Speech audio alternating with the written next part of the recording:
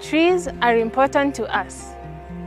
They give us shade, they reduce the impact of stormwater runoff, they reduce the effects of drought.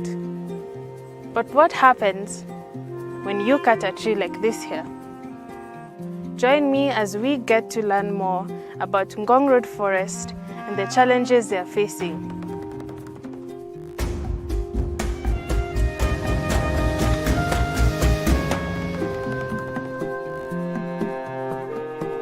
Situated in the middle of a concrete jungle is Nairobi's largest indigenous urban forest.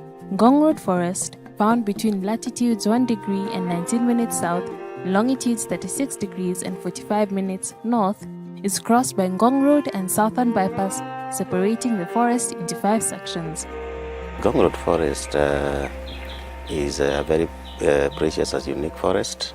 It is the biggest indigenous forest within a city in Kenya and beyond. It is a forest that is a very beautiful forest with a lot of indigenous trees, 80% indigenous and 20% exotic.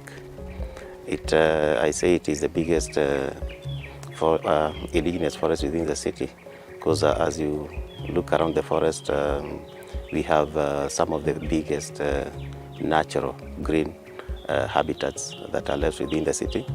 We also have other green spaces in the city, like Karura Forest.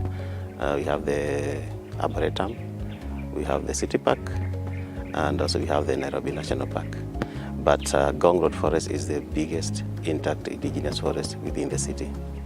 The forest is unfortunately divided into 5 blocks because of the road network. So we have the Miotoni block, we have the Lenana block, the Current block, we have the Sanctuary block where we are, which is the biggest. We also have the Bomas block. So we have 5 blocks that make Ngong Road Forest.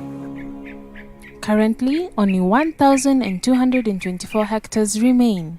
This land is guarded jealously under the management of 4 stakeholders: Ngong Road Forest Association, Kenya Forest Service, Rhino Arc, and the neighboring communities. Their aim is to protect, conserve, and save the forest from further destruction in 2 stages. Stage 1. It involves setting up forest security and basic infrastructure, such as fencing.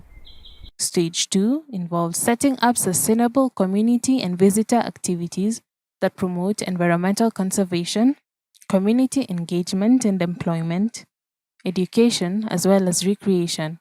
The forest is facing quite a number of challenges. The biggest one being that of the security of the forest. The forest itself is not safe from excisions or attempted land grabbing because the forest is not fenced. And we believe once the forest is fenced, the forest itself and the biodiversity and whatever it carries will be safe. And the same case will apply to the users of the forest, they will also be safe. The other challenge that the forest is facing is illegal activities that happen once in a while, like illegal dumping. Because like I say, the forest is not fenced, so people can access from any side and do some illegal dumping. Other than illegal dumping, we also have illegal activities happening once in a while, sporadic. Like tree poaching, people coming in to cut some wood for firewood and for carving. We also have some opportunistic criminals who, once they commit crime, they run into the forest to hide. Ngong Road Forest is in the process of establishing a secure perimeter fence for each of the 5 sections. In 2014, local and private stakeholders raised 10 million Kenya shillings to install fencing in Miotoni section. This was completed on 20th June of that year and now receives 700 visitors monthly.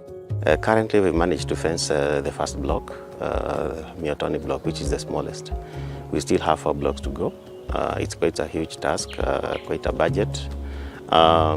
It costs 1.8 million shillings to fence 1 kilometer and maintain it for some time.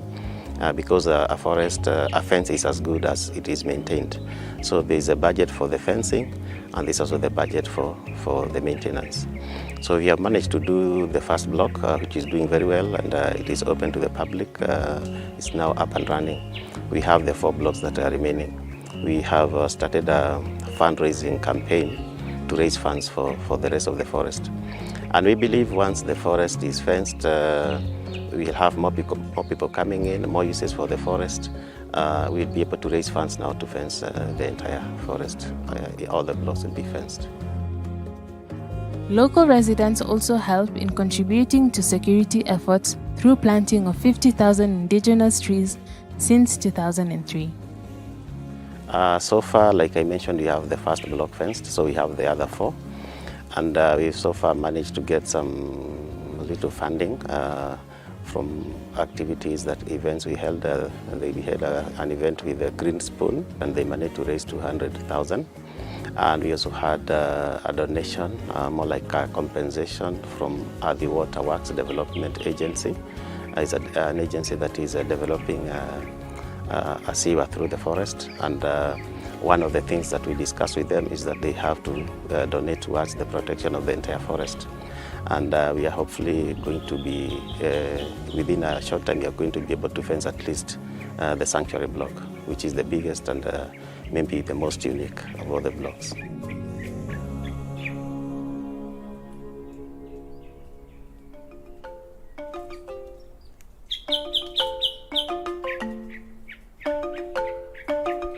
Ngong Road Forest is home to a variety of species of both plants and animals. Nicholas, a ranger scout at Ngong Road Forest Association, took us round explaining to us the different species and what they're used for. This forest has got so many different species of trees. That's next one to this one here. This one of the dominant species of trees in this forest. And this one is called the Vempris simplifolia. And that's the botanical name. And the locals will call it moderendo. So these are species, mostly you like that it's being liked by the people who live in Kibera, because it's very good for the firewood, because it doesn't need to be dry for them to come and start and cut it. They just cut it and just go make a fire, and the fire will just make a very good fire. Even the customers who are buying the fire from the areas where they're coming from, they prefer this one because it has got a very good charcoal and also makes a good fire for them. Then we also have another species here. This one is called Croton megalocarpus. The locals call it Mukinduri. So it's one of the dominant species of trees in this forest. This one, I hear the people saying that the seeds has got an oil on it. So there's something that maybe they were considering, maybe in future they'll be extracting oil from the croton seeds. Yeah. Mr. Simon Nganga encourages Kenyans to take up the civic duty to protect, manage and conserve the environment and natural resources as per the Kenyan Constitution. Without the trees that usually absorb that carbon and all that pollution, our city will be in a mess. So it's a very precious and unique resource that needs collective protection. Ngong Road Forest seeks to preserve this jewel and is doing so through contributions from well-wishers. If you would like to do so, visit their website as displayed below.